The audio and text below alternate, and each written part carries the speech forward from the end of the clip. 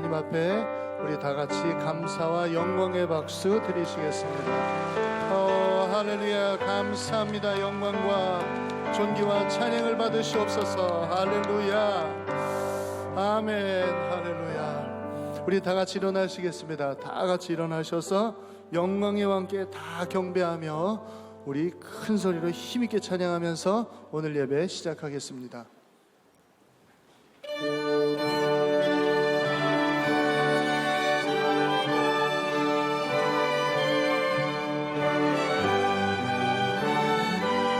우리 다 같이 목소리 높여서 영광의 왕께, 영광의 왕께 다 경배하며 그 크신 사랑 늘 찬송하라. 예부터 영원히 잠방되시니 그 영광의 주를 다 찬송하라. 능력과 은혜 다 찬송하라. 그 옷은 햇빛 그 짙은 궁창 그 노래 소리로 주 노하시고 폭풍의 날개로 달려가신다. 저 아름답고 놀라운 일이 가득하니까 다 주의 조화 그 힘찬 명령에 더 잡히다니 저 푸른 바다는 꽃자락이라. 질그릇같이 연약한 인생 주를 지하여 내가 떠나리. 온 백성 지으신 만왕이시니 그 자비 영원히. 우리 다시 한번 찬양하겠습니다. 4절 질그릇같이 질그릇같이 연약한 인생 주를 지하여 내가 떠나리. 온 백성 지으신 만왕이시니 그 자비 영원히 변함없소라. 주의 이름 높이며 주의 이름 높이며 주를 찬양하나이다. 나를 구하러 오셨으니 할렐루야. 주를 기뻐하나이다. 같이 하늘 영광 하늘 영광 버리고 이 땅 위에 십자가를 지시고 죄 사함에 무덤에서 일어나 하늘로 올리셨네. 주의 이름 높이리. 우리 다시 한번 찬양합니다. 주의 이름 높이며 주의 이름 높이며 할렐루야. 주님 주를 찬양하나이다. 나를 구하러 아멘. 오직 주를 주님 주를 기뻐하나이다. 다시 목소리 높여서 하늘 영광 하늘 영광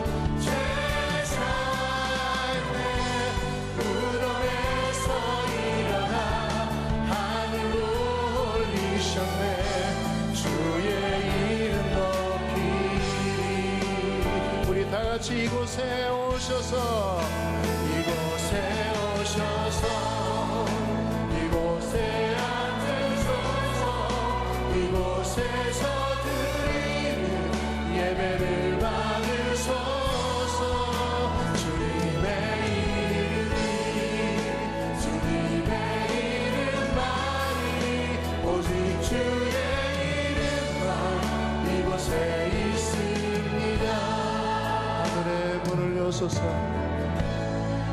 하늘의 문을 여소서 이곳에 주목하소서 주를 향한 노래가 꺼지지 않으니 하늘을 열어주시옵소서 주님 할렐루야 아멘 이곳에 임재하소서 주님을 기다립니다 기도에 안기나 하늘에 주여 임재하여 주시옵소서 주님 임재하여 주소서 이곳에 오셔서 이곳에 앉으소서 이곳에서 드리는 예배를 받으소서 주님의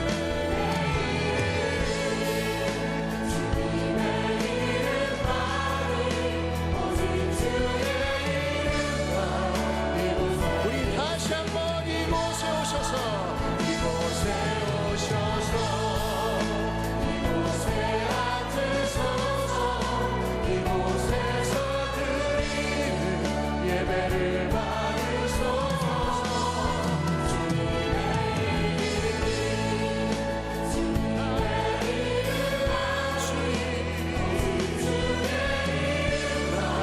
이곳에 우리 다시 한번 주님의 이름이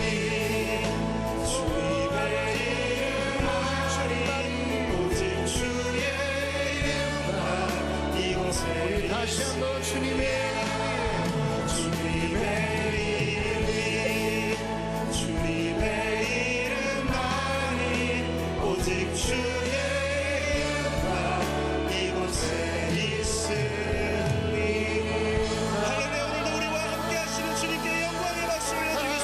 주님의 영광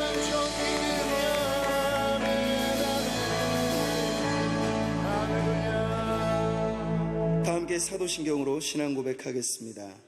전능하사 천지를 만드신 하나님 아버지를 내가 믿사오며 그 외아들 우리 주 예수 그리스도를 믿사오니 이는 성령으로 잉태하사 동정녀 마리아에게 나시고 본디오 빌라도에게 고난을 받으사 십자가에 못 박혀 죽으시고 장사한 지 사흘 만에 죽은 자 가운데서 다시 살아나시며 하늘에 오르사 전능하신 하나님 우편에 앉아 계시다가 저리로서 산자와 죽은 자를 심판하러 오시리라.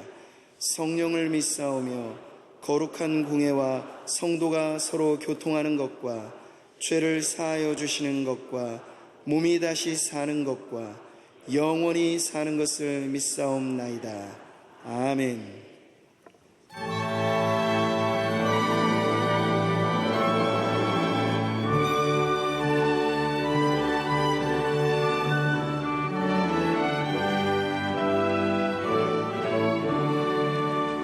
예수를 나의 구주 삼고 성령과 피로써 거듭나니 이 세상에서 내 영혼이 하늘의 영광 누리로다.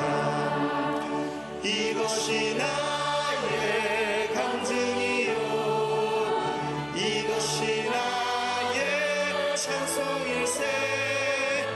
나 사는 동안 끊임없이 구주를 찬송하리로다. 온전히 주께 맡긴 내 영, 사랑의 음성을 듣는 중에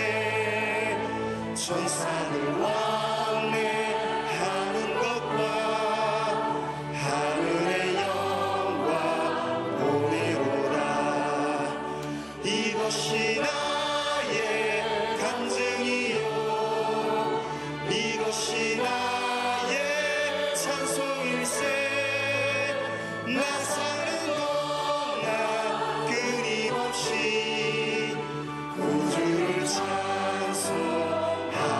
찬송하리로다 주만의 기쁨 누림으로 마음의 풍랑이 잠잠하리 세상과 나는 강도 없고 구속한 주가 보이도다 이것이 나의 간증이요 이것이 나의 찬송일세 나 사는 동안 끊임없이 구주를 찬송 주 안에 기쁨 누림으로 주 안에 기쁨 누림으로 마음의 풍랑이 잔잔하니 세상과 나는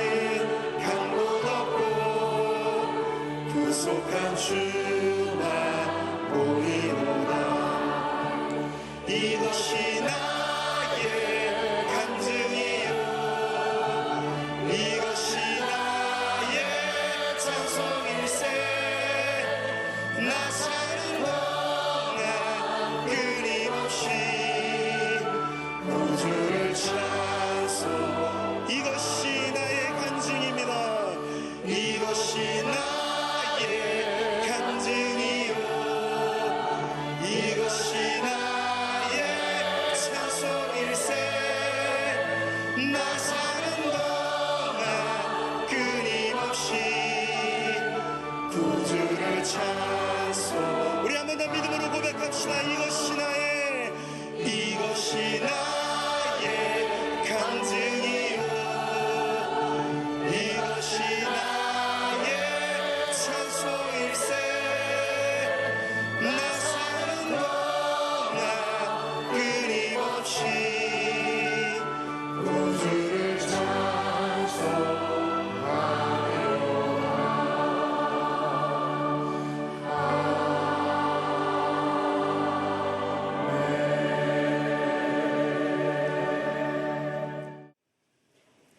자, 우리 다 같이 한 목소리로 봉독하겠습니다. 내 부모를 공경하라. 그리하면 내 하나님 여호와가 내게 준 땅에서 내 생명이 길리라. 아멘.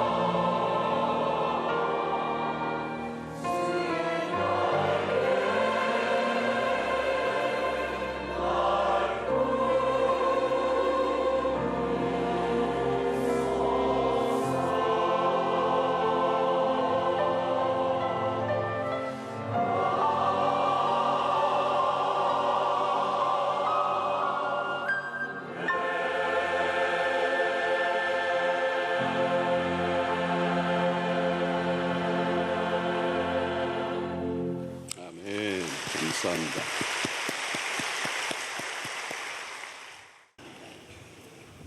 오늘은 십계명 14번째, 5계명 부모를 공경하라 두 번째입니다. 두 번째 돌판의 첫 번째 노인, 부모 공경.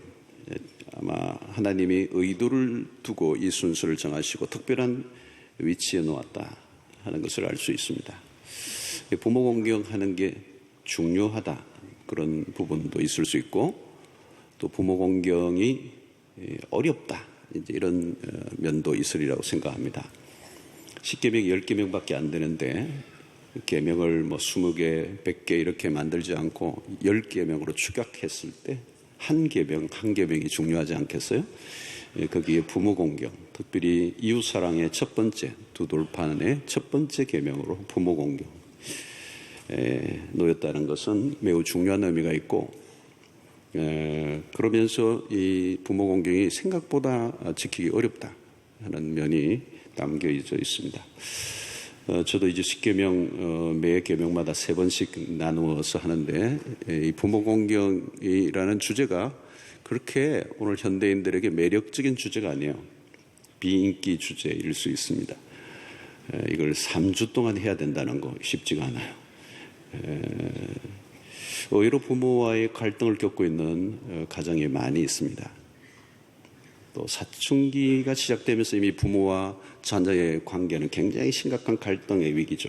전쟁을 치르기도 하고, 거기서 겪는 수 없는 상처와 아픔들이 내재화된 상태 속에서 일평생 살아가는 가운데 현실에 만만치 않은 많은 구조 속의 부모를 공경해 가는 것이 쉽지 않고, 인간의 죄성인 반역과 저항이 우리의 심리 속에 있기 때문에 오히려 부모를 거역하는 문화, 대덤의 문화가 더 거세지고 있습니다.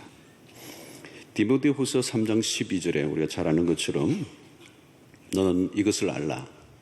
말세에 고통하는 때가 이르러 사람들이 자기를 사랑하고 돈을 사랑하고 또 자랑하고 교만하며 비방하며 부모를 거역하며 감사하지 아니하며 거룩하지 아니하며. 말세의 특징을 열거하면서 바울은 부모를 공경하지 않는 것, 이것을 언급하고 있습니다. 또 로마서 1장에서도 이방인들이 악한 죄들을 몇 가지 열거하면서 거기도 역시 부모를 거역하는 자가 나와요. 자, 하나님은 이 부모를 공경하는 이 문제를 통하여서 하나님을 섬기는 법과 이웃을 섬기는 법을 배워가도록 이끄시는 것입니다. 그래서 이 부모를 공경하는 문제는 부모의 공경과의 문제만 있는 것이 아니라 많은 문제와 연결되어져 있다는 것입니다. 어거스틴이 그런 얘기를 했어요. 만약 누군가가 자신의 부모를 공경하지 않는다면 그 사람이 소중히 여길 사람이 어디 있겠는가? 그런 얘기를 합니다. 부모 공경을 하지 않는 그것으로 끝나지 않고 하나님에게도 불순종과 함께 이웃과의 관계에도 뒤틀려질 수 있다는 것을 말씀합니다. 그러므로 부모 공경은 부모와의 관계로만 보면 안 되는 것이죠. 삶의 모든 관계를 엮어가는 일에 가장 기본적인 그런 경험이 되는 것입니다. 우리는 지난 시간에 그런 부모 공경에 관련된 권위와의 관계를 다뤘고, 오늘은 부모를 구체적으로 어떻게 공경할 것인가, 이 공경이 도대체 무엇이냐. 이 공경에는 이 복종의 원리, 그리고 존중해야 된다는 것도 있습니다. 존중해야 되는 것이고, 그 다음에 복종을 해야 되는 것입니다. 근데 또 하나 우리는 이 공경에 우리가 붙들어야 될 것은 부양을 해야 되는, 복양을 해야 된다. 복양.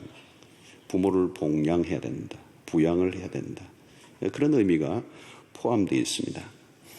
장성한 자녀라면 나이 든 부모의 생활에 관련된 것에 책임을 져야 한다.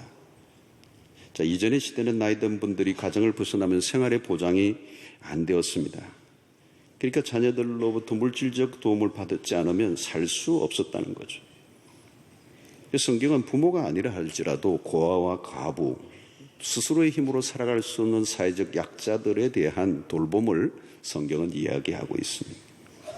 만약 궁핍한 가운데 있는 부모를 모시지 않음으로 굶어 죽게 되었다면 그건 살인죄와 같다는 거죠.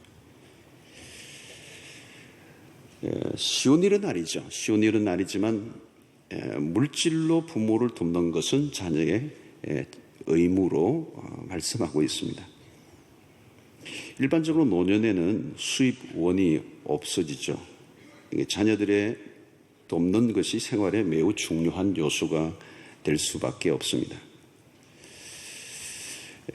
예수님 시대에 이 자녀들이 부모를 섬기는 부분에 있어서 종교적 이유로 부모의 효도를 교묘하게 피했던 적들이 있는 것 같아요. 그래서 고르반이라고 하는 고르반, 내가 하나님께 예물을 드렸습니다. 그래서 하나님께 예물을 드렸기 때문에 더 이상 부모에게 할 도리를 안 해도 된다고 이렇게 합리화하는 일들이 있었습니다.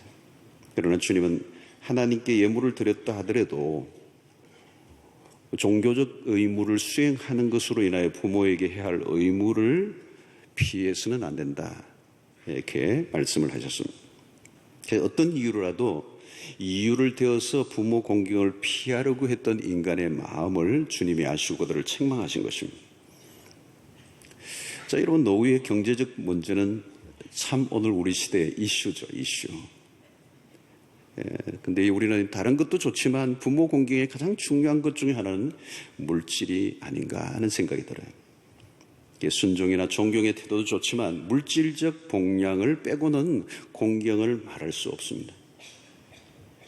어떤 조사에 의하면 따로 사는 부모에게 용돈을 얼마나 드리는가, 이런 질문을 했는데 얼마를 하는 사람이 몇 퍼센트, 얼마 이상을 하는 사람이 몇 퍼센트, 이제 쭉 통계가 나왔어요. 그런데 한 푼도 주지 않는다는 통계도 나왔어요. 몇 퍼센트인가 하면 30.8%가 되었습니다. 그런데 이건 사실은 한국 노인들이 직면한 현실이라고 볼 수도 있을 거예요. 그래서 우리의 삶의 여러 가지 가정사에 관련된 것은 복잡하기 때문에 단언할 수는 없지만 우리가 최선을 다하여 자신의 형편에서 물질적 부양, 복양은 자녀의 목심을 이 공경의 의미에서 우리가 찾을 수가 있는 것입니다. 그래서 노인들이 덜 원하는 것은 사실은 그것 같아요. 이것도 하고 선물도 드리고 여러 가지도 하고 막 자녀들이 한다고 하는데 가만히 보니까 부모님들은 그걸 원하시더라고. 돈을 다오. 아마 이 명절에도 최고의 이슈는 아마 그런 부분들이라고 생각해요. 생활에 대한 도움을 드리는 것. 두 번째, 이 공경에는 부모를 기쁘게 하는 것들. 잠언 10장 1절에 보니까 솔로몬의 잠언이라 지혜로운 아들은 아비를 기쁘게 하거니와 미련한 아들은 어미의 근심이니라. 잠언 15장 20절에 보니까 지혜로운 아들은 아비를 즐겁게 하여도 미련한 자는 어미를 업신 여기느니라.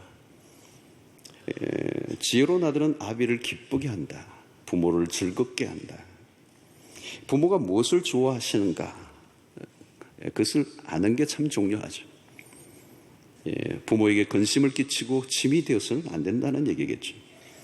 요즘 부모의 노년에 자녀들로 인해 고통하는 부모들이 늘어나고 있습니다.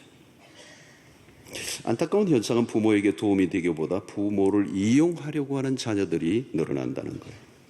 그래서 부모의 은퇴 자금이 자녀들의 이사와 사업 등으로 빠져나가 빈곤층으로 떨어지는 노년이 많아지고 있다.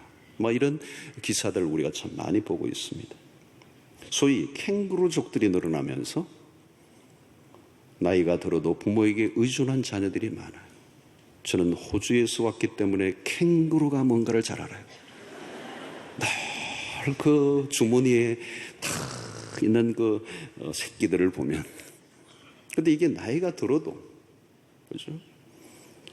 그래서 부모들은 자녀에 대한 근심을 죽을 때까지 내려놓지 못하는 안타까움들이 있다는 것. 최근에 뉴스에 보면 중산층이 노후에 실버 파산의 상태로 몰려 벼랑 끝에 서는 상황에 내몰리는 이유를 4가지 얘기했어. 첫 번째는 사업 투자의 실패, 둘째는 중병으로 인한 의료비 지출, 셋째는 자녀 뒷바라지 부담, 넷째는 황혼, 이혼과 같은 가족의 해체로 인하여 실버 파산이 온다는 것입니다. 여기에 보면 4가지 중에 자녀 뒷바라지가 있어요. 황혼의 인생의 말년에, 자녀 뒷바라지를 인생의 말년에까지 하면서 결국은 실버 파산에 이르게 된다. 그런데 문제는 이 자녀들을 뒷바라지하는 나이가 점점 많아지고 있다는 게 문제. 20대가 아니라 30대가 아니라 어떤 40대로. 부모가 재산을 많이 가질수록 자녀들이 의지하는 경향이 더 많아지는 건 사실입니다. 성인이 된 자녀들이라면 자신의 힘으로 스스로 살아갈 수 있도록 이끌어 줘야 하는 거죠. 그래서 한국은 자녀의 부모 의존도가 너무 높은 나라입니다. 너무도 오랫동안 자녀에 대한 짐을 지고 살아가는 거죠. 어쩌면 부모들이 그렇게 만든 원인 제공한 면이 있습니다. 부모와 자식 간에 돈이 끼어들어 얼마나 불편한 사건들이 많이 일어납니까? 자녀들의 유산을 둘러싼 분쟁들은 우리가 심심찮게 듣고 있습니다. 누가복음 15장 탕자의 비유에서 큰 아들이나 둘째 아들의 공통점이 있어요. 그 스토리 속에 두 아들의 공통점, 집을 나간 탕자나 집 안에 있는 큰 아들이나 이기적이라는 거예요. 아버지의 마음에 대해서는 전혀 안중에 없는, 그런 거 보면 자식들은 참 이기적이다. 부모는 늘 자식을 생각하지만 자식은 부모를 생각하지 않죠. 여러분, 부모를 기쁘시게 하려고 하면 부모의 입장으로 돌아가는 노력을 해야 합니다. 자식은 부모의 입장을 충분히 이해하려고 하는 노력. 많은 경우는 세월이 흐른 후에 자신의 나이가 된 만큼만 부모를 이해한다고 그러죠. 결국은 후회하는. 부모의 최고의 기쁨은 자녀가 잘 되는 것이겠죠. 자녀가 복된 삶을 살아가는 것 자체가 효도일 것입니다. 자녀들이 자신의 건강을 잘 돌보고 건강하고 행복하게 살아가 주는 것, 그게 부모에게 큰 효도 중의 효도일 거예요. 부모로부터 물려받은 몸은 물론 아름다운 가정을 꾸려나가는 그 자체가 효도 중의 효도입니다. 자녀들이 아프거나 삶의 실패 혹은 불행을 겪을 때 부모의 고통은 너무도 큰 것입니다. 그러므로 어떤 경우이든 부모로 하여금 건심하게 하는 일을 피하는 것, 부모를 기쁘게 하는 것, 그것이 다양하게 적용될 수 있지만 부모를 공경하는 것 중에 하나입니다. 또 하나는 부모의 허물을 덮어주는 것. 공경한다는 것은 그 부모의 연약함과 실수에도 불구하고 그 부모의 허물을 떠들어 동네방네 알리는 것이 아니라 덮는 거라는 거예요. 홍수 이후에 노아의 실수가 있죠. 술에 취해서 대낮에 그냥 옷을 벗고 추태를 드러냈습니다. 그때 노아의 세 자녀 중 둘째인 함이 아버지의 허물을 동네방네 떠들고 돌아다녔어요. 허물을 덮어주기보다 드러내요. 결국 그는 저주를 받습니다. 참 성경은 굉장히 무섭게 다루죠. 그 아버지의 부모의 그 허물을 덮지 않고 덜추어내는 것이 얼마나 성경은 무섭게 다루느냐. 사랑은 허다한 허물을 덮느니라. 부모도 연약한 인간이기 때문에 실수할 수 있습니다. 허물이 있을 수 있어요. 상처를 입고 그 부모로부터 가진 감정, 좋지 않은 감정이 있을 수 있지만 그러나 그 허물을 드러내지 않는, 감추어주는, 덮어주는, 특히 배우자의 부모에 대한 허물이나 약점을 가지고 비난하거나 조롱하는 것은 좋지 않은 일이라는 거죠. 명절 전후에서 가장 불화가 많이 일어나요. 네 부모들은 왜 그러냐. 상대의 부모에 대한 허물이나 약점을 들춰내면 이게 전쟁이 커지는 거죠. 나의 부모를 존중하는 것과 같이 배우자의 부모를 동일하게 존중해야 하는 것입니다. 마음에 들지 않는 것이 있다 할지라도 약점에 허물을 덮어주는 것, 덮어줄 정도가 아니라 대신 칭찬하는 것이 공경일 수 있을 것입니다. 또 하나는 부모의 말에 귀를 잘 기울이는 것도 공경입니다. 잠언서를 보면 계속 내 아들아 내 말을 들어라. 내 말에 귀를 기울이라. 효도는 잘 부모의 말을 들어드리는 거예요. 나이가 드시면 자꾸 했던 말을 반복하시죠. 조금 전에 했잖아 엄마. 아 했냐? 그리고 또 조금 있다가 또 하죠. 기억이 잘 안 나는 거죠.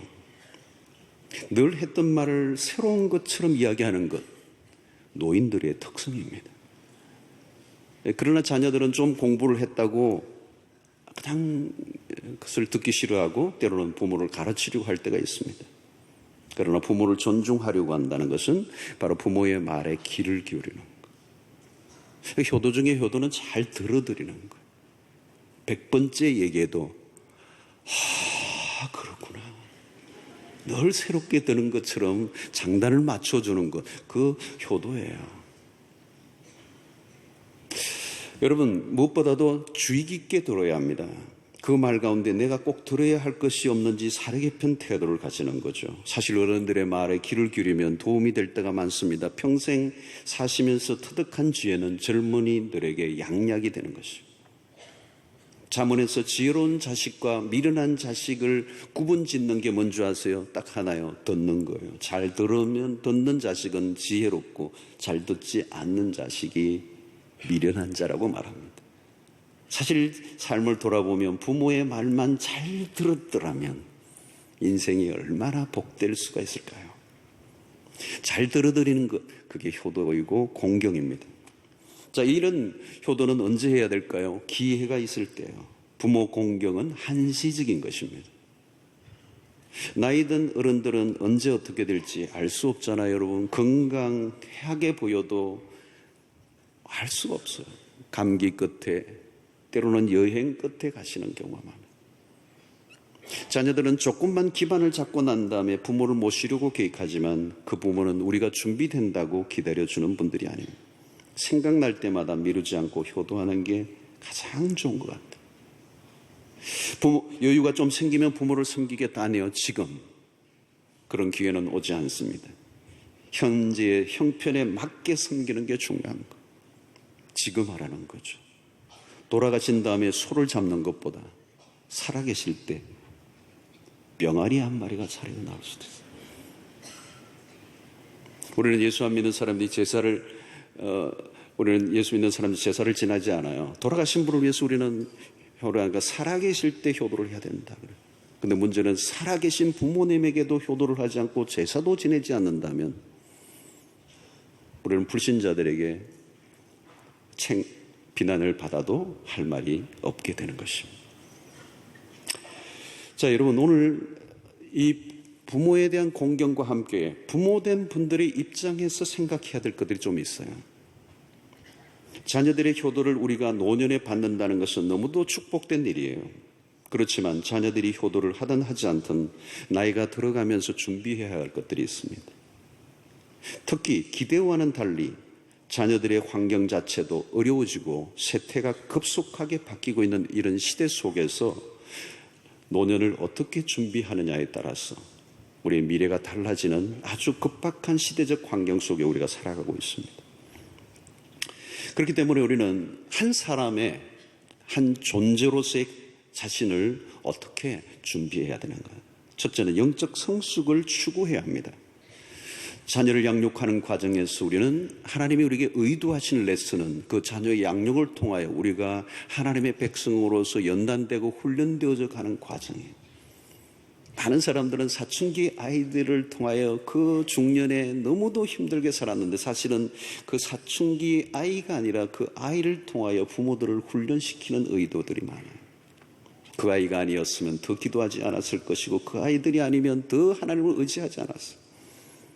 자녀를 주신 목적은 나의 기쁨을 위한 것이기보다는 자녀들을 통하여 하나님께로 더 가까이 나아가기 위한 하나님의 의도가 있습니다. 어쩌면 자녀들을 키우면서 아버지의 마음이 무엇인지, 하나님의 마음이 무엇인지를 더 이해할 수 있었어요. 여러분, 자녀를 키우는 목적이 나의 미래의 보장이 되어서는 안 돼요. 이전에는 적금 든다고 그래서 자녀들을 양육하는 게, 그래서 어떻게 해서라도 모든 걸 다 쏟아부어서 아이들을 교육하는 일에 다 몰아넣었어요. 그러나 여러분, 이제는 그걸 다시 돌아온다는 보장도 없어요. 우리의 기쁨은 자녀가 아니라 하나님이어야 합니다. 성숙해 가야 의존적이지 않는 삶을 살 수 있다는 것. 마치 구약의 족장들처럼 부모는 영적 풍성함을 흘러보내는 축복의 통로가 되는 것입니다. 그러려고 하면 자신의 영혼을 부지런히 돌봐야 돼요. 바울의 고백을 보십시오. 고린도후서 4장 16절에 그러므로 우리가 낙심하지 아니하노니 우리의 겉사람은 낡아지나 우리의 속사람은 날로 새로워지도다. 얼마나 멋진 고백입니까? 많은 사람들이 자기가 나이가 들어가고 육체가 쇠잔해질 때 낙심해요. 내 젊은 날을 부러워하고 그 과거에 대한 미련을 떨치버리지 못하고 나이 들어가는 자신의 삶에 대해서 탄식하는 경우가 있습니다. 그러나 믿음의 사람들은 그러지 않아요. 우리가 낙심하지 않는다. 우리의 그 사람은 낡아지지만 우리의 속 사람은, 우리의 영혼은 날로 새로워지는도다. 여러분, 나이듦은 쇠퇴가 아니라 성숙이어야 하는 것입니다. 세월 앞에 육체는 어찌할 수 없어요. 그러나 영혼은 이전과 비교할 수 없이 깊어져 가야 된다. 젊은 날과 비교할 수 없는 영적 풍성함 속에서 삶의 질은 더 좋아져 가야 하는 것입니다. 젊은 날에는 정신없이 살았습니다. 욕망을 주체하기 힘들었습니다. 생각할 겨를 없이 살았습니다. 그러나 나이가 들며 삶의 관조가 깊어집니다. 앞만 보고 달릴 때는 전혀 보지 못한 것을 볼 수 있어야 합니다. 그래서 영적으로 정신적으로 자녀들에게 역할 모델이 되어야 하는 것입니다. 교회 안에서도 믿음 생활을 해온 사람들은 세상 사람들과 전혀 다릅니다. 세상은 나이가 들어도 여전히 노욕으로 자신을 다루지 못하는 추한 노년을 보내는 사람들이 절비합니다. 여러분, 영적으로 준비하지 않은 사람들은 노후가 초라해지고 불안해질 수밖에 없습니다. 그러나 신앙의 세계에서 지나온 노년은 달라요. 얼굴을부터 써놓았어요. 영적 아비와 어미로서 거룩한 영향력을 끼치는 자리에 서 있는 것입니다. 넉넉한 가슴으로, 관용으로, 이해력으로, 여유로움으로 젊은이들이 쉽게 해낼 수 없는 멋이 있는 것이죠. 나이가 들어야만 만들어낼 수 있는 모습이 있습니다. 아름다운 노년은 단순히 은퇴 자금이 많아 되는 것이 아닙니다. 돈으로 노년이 아름다워질 수 없습니다.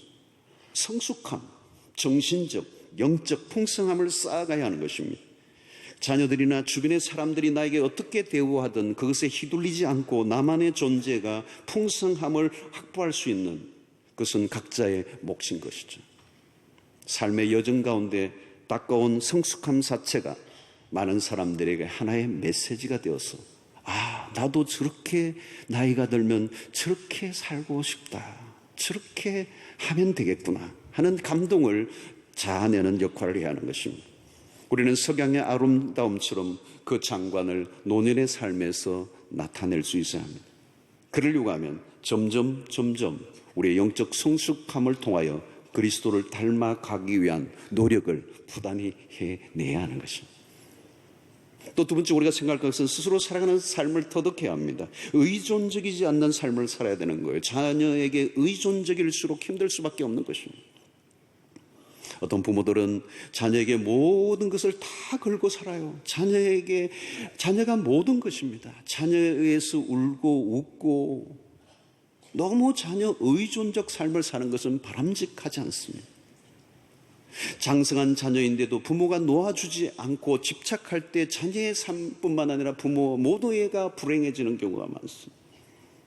결혼이란 무엇입니까? 성경적 결혼이란 내 부모를 떠나 둘이 한 몸이 될지니라. 그런데 부모가 떠나 보내줘야 됩니다.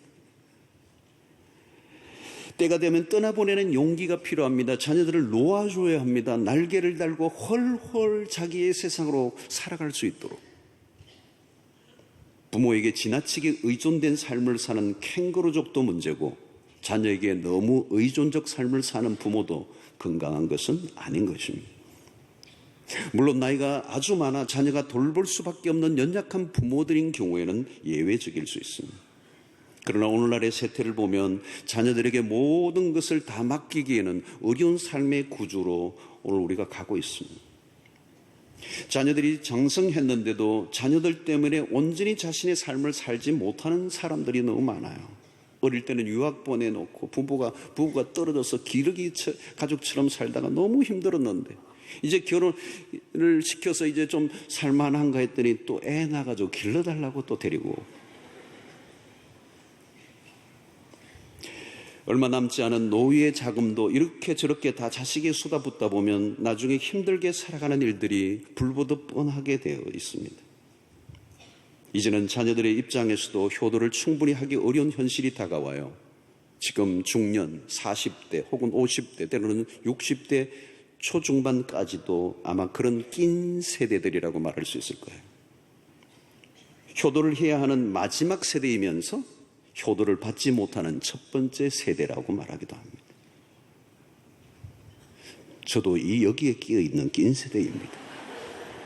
저는 두 아들에게 기대를 안 하고 있습니다. 이제는 젊은이들의 위로와 격려만 기대하고 산다면 초라해질 수가 있어요. 자신의 삶에 대한 계획을 세우고 스스로의 삶을 개척해 가야 하는 것. 축복된 노후가 되려고 하면 자신의 삶을 자신이 선택해가는, 특히 자녀보다 더 중요한 것은 부부예요. 부부의 삶을 지켜가는 것을 포기하고 자녀에게만 모든 것에 올인하는 것은 결코 성경적 가정의 모습이 아니라고 하는 것입니다.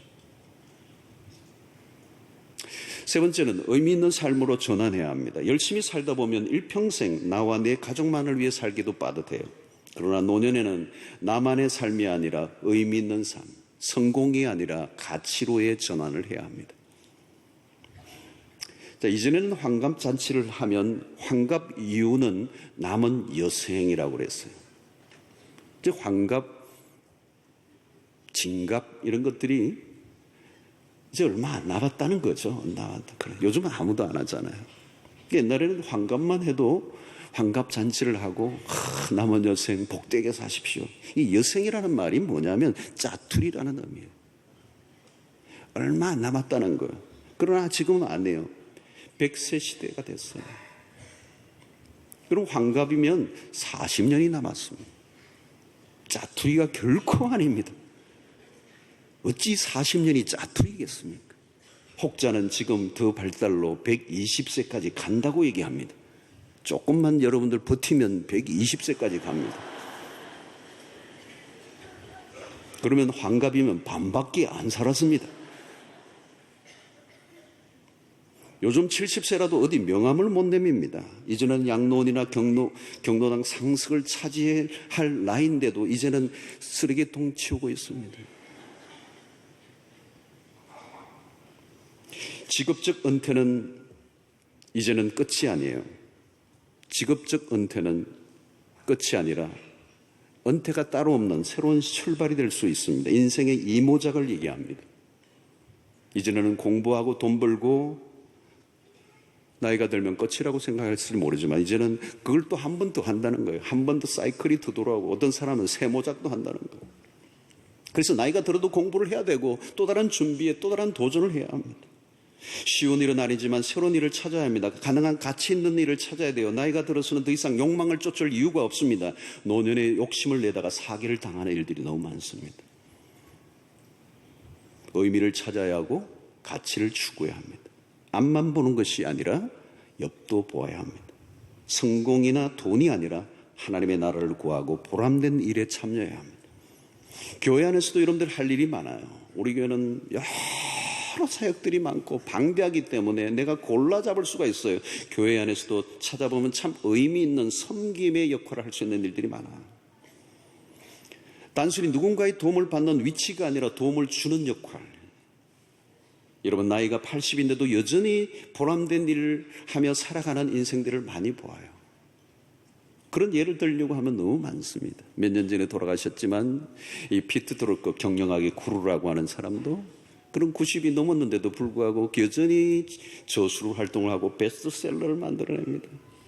어떤 기자가 물었습니다. 당신의 생애 가운데 가장 위대한 책이 어떤 것이, 당신이 지은 책이 어떤 것이냐 물으니까 지금까지 지은 책 중에 한 권을 얘기하는 줄 알았는데 그게 아니고 넥스트 북이에요. 내가 또다시 낼 책이다. 그 책이 내 인생의 가장 최고의 책이 될 것이다. 끝없는 그 비전을 가지고 역사 속에 사람들에게 유익을 끼치는 삶을 살아가는 사람들. 여러분, 나이가 많다고 무기력하게 모든 것을 놓아버리면 안 됩니다. 녹슬어 없어지기보다 달아 없어지고자 한다 라고 했던 조지 히필드의 얘기처럼 쉬면 녹습니다. 짐이 되는 노년이기보다 의미 있는 삶으로 무엇인가 기여하는 삶을 찾아내야 하는 거죠. 나이가 들어가면서 오히려 베풀 수 있는 삶을 살아간다는 것은 참으로 멋진 일일 것입니다. 섬김을 받는 것보다 섬길 때 우리는 만족도가 높습니다. 자식들이 효도를 해주면 너무도 감사해요. 그러나 자식들의 효도만 기대하고 살기에는 세상이 너무 복잡해졌다는 것.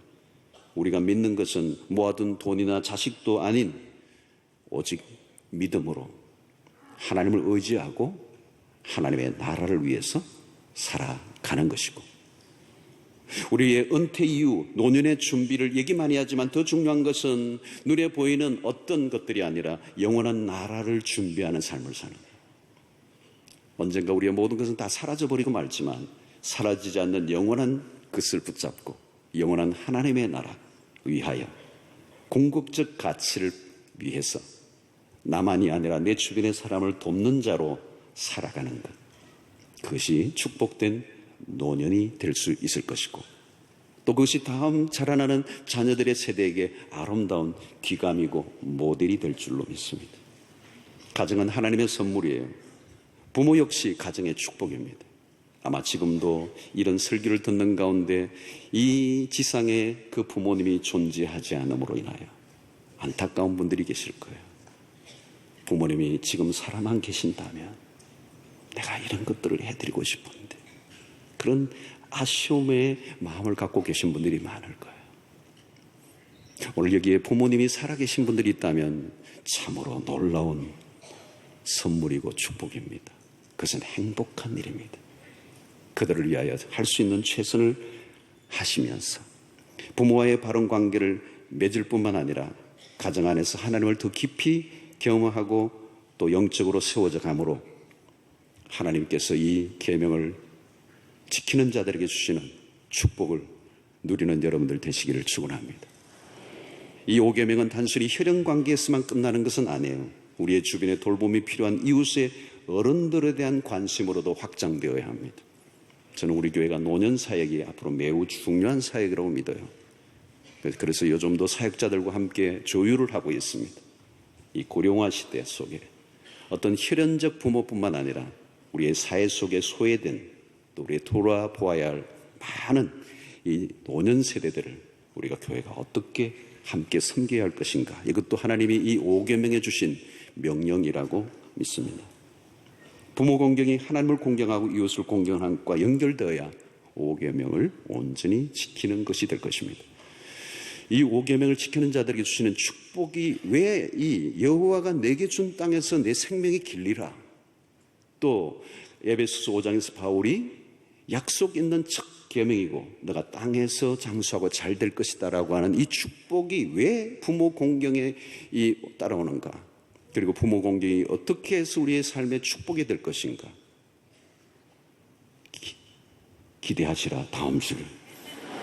오늘은 시간이 안 돼서 여기까지만 하도록 했습니다. 부모 공경하시고 축복 받으시기를 축원합니다. 기도하겠습니다. 하나님 아버지, 감사합니다. 5계명이 우리의 삶에 때로는 묵은 짐이 될 수도 있었지만 하나님 우리의 삶을 축복하시기 위한 계명인 줄로 믿고 힘든 가운데서도 애써 지켜 하나님의 놀라운 축복을 누리는 주의 백성들 되게 하여 주시옵소서. 예수 그리스도의 이름으로 기도하옵나이다. 아멘. 이제는 우리 주 예수 그리스도의 놀라우신 은혜와 하나님의 크신 사랑과 성령의 교통하심이 이 5계명, 부모를 공경하라고 하는 이 말씀 앞에 온전히 그리고 진실되게 순종함으로 하나님의 약속된 축복을 받아 누리며 또 가정과 이 세상이 아름다워져가는 일에 기여하기로 결단하고 돌아가는 주의 백성들 머리 위에 지금부터 영원토록 함께 있을지어다. 아멘.